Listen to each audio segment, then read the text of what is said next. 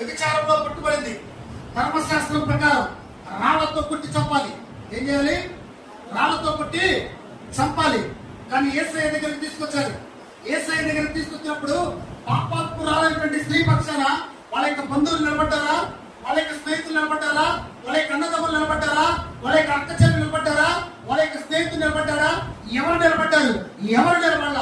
చివరికి యేసయ్య మాత్రమే నిలబడ్డాడు. హల్లెలూయా, హల్లెలూయా.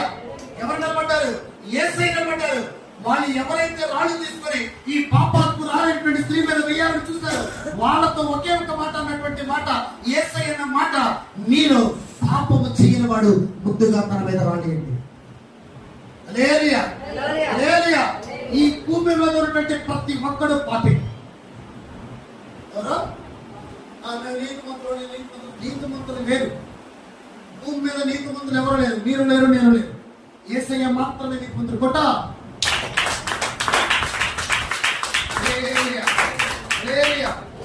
ఏంటది?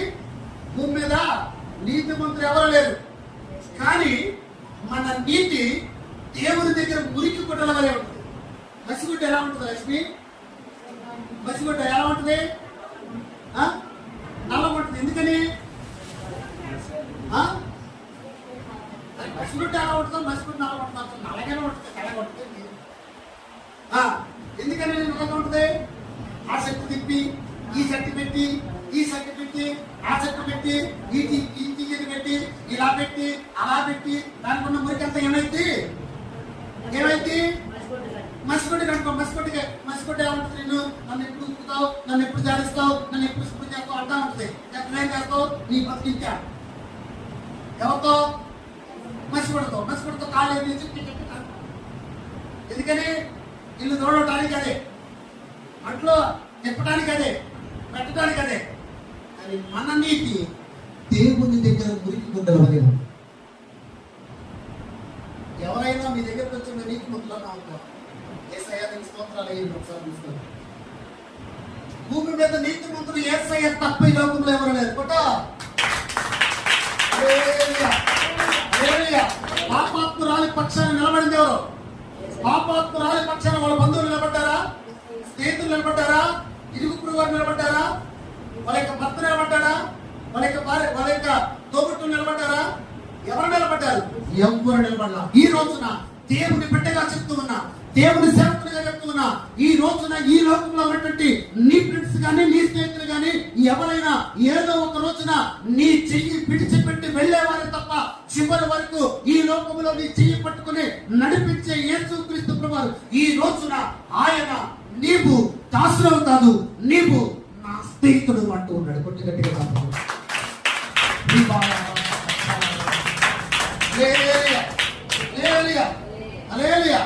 ఈ రోజు ఆయన నువ్వు ఫ్రెండ్ గా చేసుకోగలవా? ఈ రోజు ఆయనతో యేసయ్య నువ్వు నా ఫ్రెండ్ అని అనగలవా? ఒకసారి మాట్లాడండి.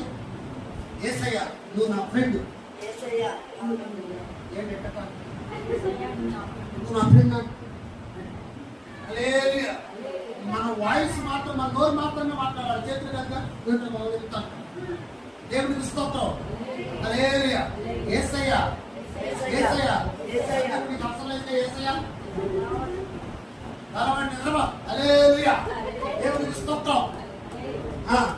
యేసయ్య నువ్వు నా ఫ్రెండ్. నన్ను నువ్వు ఫ్రెండ్ చేసుకున్నావు. స్నేహితుడు. హల్లెలూయా. ఈ లోకములో నీ పాదల్లో నిలబడేది ఎవరు? ఏ స్నేహితుడు?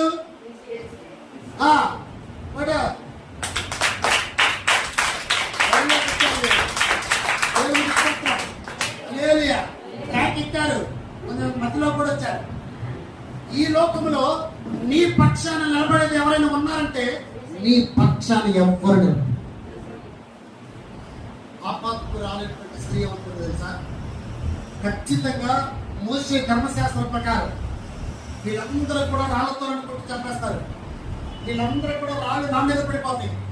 నా జీవితం ఇంతే అనుకుంది. కానీ ఆ టైంలో తన కోసం నిలబడింది. తన కోసం భుజం తట్టి నేను ఉన్నానని ఆ మాటలు పలికింది ఎవరు తెలుసా? ఈ లోకంలో ఉన్నటువంటి ఏ వ్యక్తిగా యేసయ్య మాత్రమే నిలబడ్డాడు. నీలో పాపము చేయనివాడు ఏమన్నాడు? మీలో పాపము చేయని వాడు ఎవరైనా ఉంటే ముందుగా వాళ్ళ మీద చేయండి.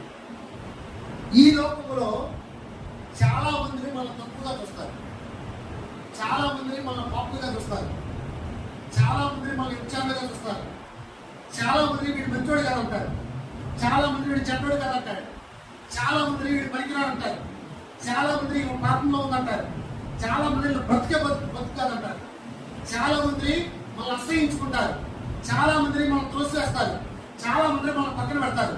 ఈ లోకంలో ప్రపంచం ఒకటై అందరూ నిన్ను పక్కన పెట్టినా కూడా నీ పక్షాన నిలబడే ఒక ఆయన ఉన్నాడని ఈ రోజు నుండి నువ్వు మర్చిపోవద్దు.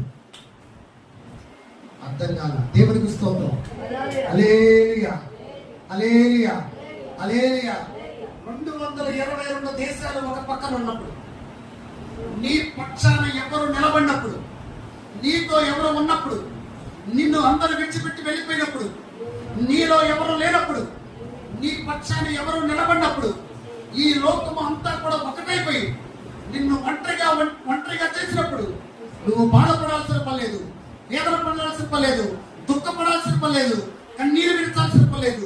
నా కోసం నా మంచి స్నేహితుడైనటువంటి యేసయ్య ఉన్నాడని నువ్వు నమ్మితే నీ పక్షాన వచ్చి నీ భుజం తట్టి పర్వాలేదు, ఈ లోకమంతా ఒకటైపోయిన పర్వాలేదు, నేను నీ కోసం నిలబడ్డానంటాడు ఆయన. గట్టిగా చెప్పలేదు. హల్లెలూయా, హల్లెలూయా. ఈ రోజున పాపులమైనటువంటి మనమే అనక పరిశుద్ధుల అవసరంలా, పాపులంగా ఉన్నప్పుడే ఆయన మనల్ని పిలిచాడు, పాపములో ఉన్నప్పుడే మనం దాటి వెళ్ళిపోయా, శాపములో ఉన్నప్పుడే మనం దాటి వెళ్ళిపోయా, మనం కన్నీరు విడుస్తున్నప్పుడే మనం దాటి వెళ్ళిపోరా, మనం దుఃఖిస్తున్నప్పుడే మనం దాటి వెళ్ళిపోరా. ఎందుకో తెలుసా? నువ్వంటే ఆయనకి పిచ్చి ప్రేమ. ఆయన నిన్ను స్నేహితుడిగా చూశాడు, దాసుడిగా చూస్తే ఆయన విడిచి వెళ్ళిపోయేవాడు, స్నేహితుడిగా చూశాడు కాబట్టి నిన్ను దాటి పోకుండా నీ చెయ్యి పట్టుకొని నడిపిస్తున్నాడు. దేవునికి స్తోత్రం.